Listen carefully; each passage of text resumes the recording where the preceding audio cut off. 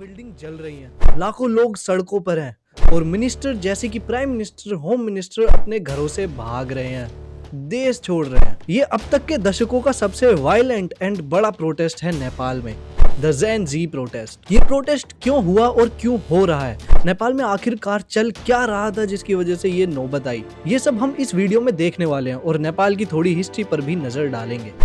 नेपाल एक newly democratic country है जिसकी इम्प्लीमेंटेशन 2008 से हुई, लेकिन उससे पहले नेपाल एक मोनार्की था जहां पर किंग रूल करते थे अपने किंगडम पर। अगर हम नेपाल की हिस्ट्री की बात करें तो नेपाल कभी भी ब्रिटिशर्स का गुलाम नहीं रहा, लेकिन सन 1814 पर उनकी एक जंग हुई थी ब्रिटिशर्स ईस्ट इंडिया कंपनी के साथ, जिसको वो हार गए थे और हार के बदले में उन्हें अपनी टेरिटरी का 1/3 हिस्सा ब्रिटिशर्स को देना पड़ा था। वो हिस्सा आज इंडिया के सिक्किम और उत्तराखंड के गढ़वाल में है। हालांकि इस जंग के बाद नेपाल अपनी कुछ जमीन तो हार चुका था, पर वो ब्रिटिशर्स का गुलाम फिर भी नहीं था।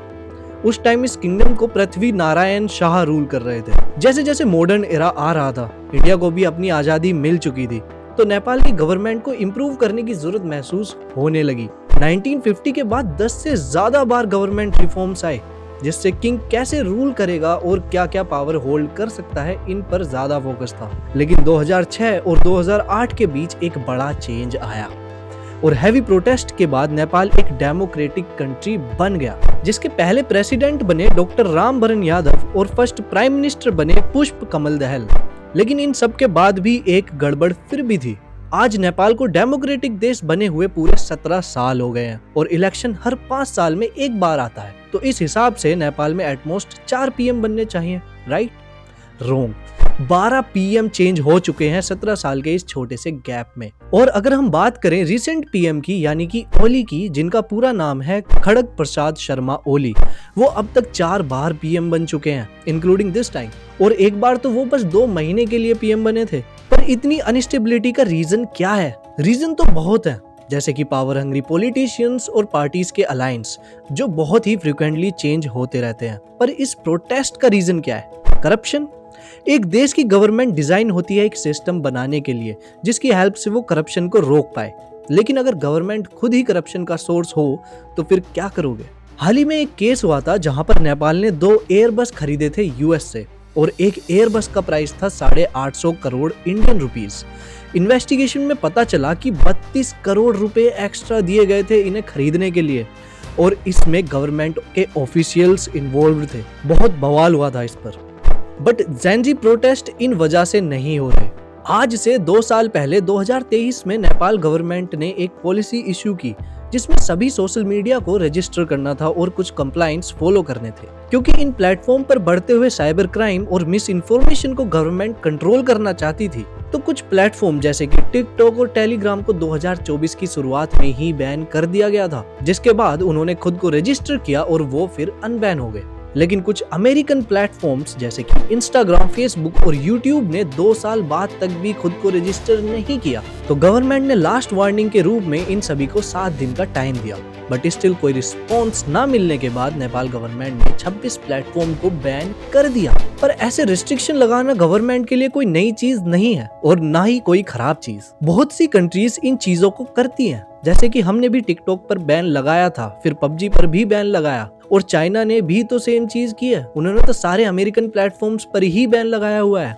बट नेपाल के केस में अंतर है। इंडिया ने टिकटॉक बैन किया क्योंकि वो हमारे यूथ को बहुत डिस्ट्रैक्ट कर रहा था और हमारे कुछ कॉन्फ्लिक्ट भी थे चाइना के साथ, और टिकटॉक वैसे भी हमें कुछ सर्व कर नहीं रहा था। चाइना के साथ भी सेम चीज है, उन्होंने अमेरिकन प्लेटफॉर्म्स बैन किए क्योंकि उनके पास खुद के ऑल्टरनेटिव्स थे, तो वो मार्केट शेयर किसी और को क्यों दे? बट नेपाल, उनके पास तो कोई ऑल्टरनेटिव था ही नहीं और उन्होंने सारे प्लेटफॉर्म्स बिना स्ट्रेटेजी के बैन कर दिए, जैसे कि व्हाट्सएप जहां पर 90% लोग अपने लव्ड वन से कनेक्टेड रहते हैं, इंस्टाग्राम जहां पर लोग अपने दोस्तों के साथ सोशलाइज करते हैं और अपने रोल मॉडल्स को फॉलो करते हैं, ट्विटर जहां पर लोग देश विदेश की चीजों से अपडेटेड रहते हैं, और यूट्यूब जहां पर लोग हर दिन कुछ प्रोडक्टिव सीखते हैं। ये सब प्लेटफॉर्म्स बैन कर दिए। आज के दिन एक स्टूडेंट इतना अपने कॉलेज या स्कूल में नहीं सीखता जितना यूट्यूब से सीख लेता है, और ज्यादातर बिजनेसेस व्हाट्सएप पर रन होते हैं, इंस्टाग्राम पर ऐड चलाते हैं और मार्केटिंग करते हैं। गवर्नमेंट का इस तरीके से फैसला लेना दिखाता है कि उन्हें अपने लोगों की कितनी परवाह है। उन्होंने थोड़ी सी रिसर्च भी नहीं की कि उनके इस डिसीजन का उनके लोगों पर क्या इम्पैक्ट पड़ेगा, कितने बिजनेसेस हार्म होंगे। इन चीजों से पता चलता है कि गवर्नमेंट कितनी अकाउंटेबल है, कितनी मैच्योर है, और इतनी इमेच्योर हरकतें करने वाले लोग कैसे इतनी बड़ी पोजीशन डिजर्व कर सकते हैं। बहुत से लोगों का कहना है कि ये प्रोटेस्ट सिर्फ सोशल मीडिया के लिए नहीं है। बात तो सच है, लेकिन ये सोशल मीडिया वाली चीज ही अपने आप में बहुत बड़ी है, क्योंकि ये सिर्फ सोशल मीडिया नहीं है, ये बहुत से लोगों की लाइफ का इंटीग्रेटेड पार्ट है। सिर्फ उनके एंटरटेनमेंट का हिस्सा नहीं, बल्कि उनके प्रोडक्टिव चीजों का, बिजनेस का एक अहम हिस्सा है। बहुत से लोग सिर्फ यूट्यूब, इंस्टा, फेसबुक से अपना घर चलाते हैं, और बहुत से बिजनेसेस इन्हीं प्लेटफॉर्म की वजह से सरवाइव कर रहे हैं। उन्होंने तो लिंक्डइन पर भी बैन लगा दिया। लिंक्डइन, यहाँ पर कौन फेक न्यूज फैला रहा है भाई? लेकिन हाँ, फेक न्यूज एक बड़ी प्रॉब्लम है, सिर्फ नेपाल में नहीं बल्कि पूरी दुनिया में, इंडिया में भी। जैसे कि कुछ यूट्यूबर जिनके 6 मिलियन से भी ज्यादा सब्सक्राइबर हैं, शेमफुली फेक न्यूज स्प्रेड करते हैं कि आई कांट इवन बिलीव, अभी एंड न्यू। ये लोग अपना अलग ही चाइना का प्रोपोगेंडा और डीप स्टेट जैसी नॉनसेंस और मिस इन्फॉर्मेशन को फैलाने में लगे हुए हैं। एक बार इनकी ये नेपाल वाली वीडियो देखो। व्हाट्सएप, यूट्यूब ऐसे 26 ऐप्स को नेपाल से बैन कर दिया, लेकिन टिकटॉक फिर भी अवेलेबल था। देख रहा है विनोद, अमेरिकन ऐप्स बैन हो गए और चाइनीज ऐप्स अवेलेबल थे। यहाँ कोई भी देख सकता है कि सिर्फ American social media apps ban हुए हैं और चाइना के नहीं। चाइना की साइड लेना डीप स्टेट को ट्रिगर करता है, ये सबको पता है, लेकिन फिर भी नेपाल ने। उन्होंने कहा कि नेपाल ने सिर्फ अमेरिकन कंपनीज को बैन किया, पर सच तो ये है कि 26 में से सिर्फ 17 प्लेटफॉर्म यूएस के थे, 3 चाइना के थे, 1 जापान और 1 जर्मनी, कनाडा, रसिया, वियतनाम और 1 तो खुद नेपाल का भी था। और इनका कहना है कि नेपाल ने टिकटॉक बैन नहीं किया क्योंकि वो चाइना के साथ मिला हुआ है। भाई, टिकटॉक तो उन्होंने 2024 में ही बैन कर दिया था, और क्योंकि टिकटॉक ने गवर्नमेंट पर रजिस्टर कर दिया है इसलिए वो अनबैन है। तो कृपया करके ये सब फॉल्स प्रोपेगेंडा और ड्रामे करने बंद कर दो। तुम लोगों के 6 मिलियन सब्सक्राइबर हैं और हम तो कम सब्सक्राइबर होते हुए तुमसे अच्छी रिसर्च कर लेते हैं। तो एक ऐसी गवर्नमेंट जो अपनी जनता के बारे में ना सोचे तो उसकी जनता उसके बारे में कैसे सोच सकती है? They were done. They come out and everything is history now. PM Oli ने रिजाइन कर दिया, मिनिस्टर देश छोड़कर भागने लगे और ये प्रोटेस्ट आग की तरह फैलता चला गया।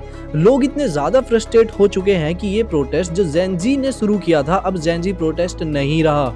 सारे नेपाली लोग अपने घरों से बाहर आ रहे हैं। तो बात करते हैं इन लोगों के डिमांड्स क्या हैं। फ्रैंकली स्पीकिंग, डिमांड्स उन लोगों से की जाती है जो डिमांड्स पूरी करने लायक हों, जो इतने काबिल हों। लेकिन नेपाली लोग अपनी गवर्नमेंट से अब भरोसा खो बैठे हैं। वो इस सिस्टम को रिफ्रेश करना चाहते हैं ताकि एक बेहतर शुरुआत हो सके। मैं उन सभी लोगों की शांति के लिए प्रे करता हूं जिन्होंने इस प्रोटेस्ट में अपनी जान गंवा दी, और प्रे करता हूं नेपाल के उज्जवल भविष्य के लिए। अगर आप चाहते हो कि आपके नोन वंस को भी इस केस के बारे में पता चले तो उन्हें ये वीडियो जरूर शेयर कर दीजिए। And do subscribe to our channel think मैंक। We will try our best to present the real news without any propaganda and biasness. Thank you.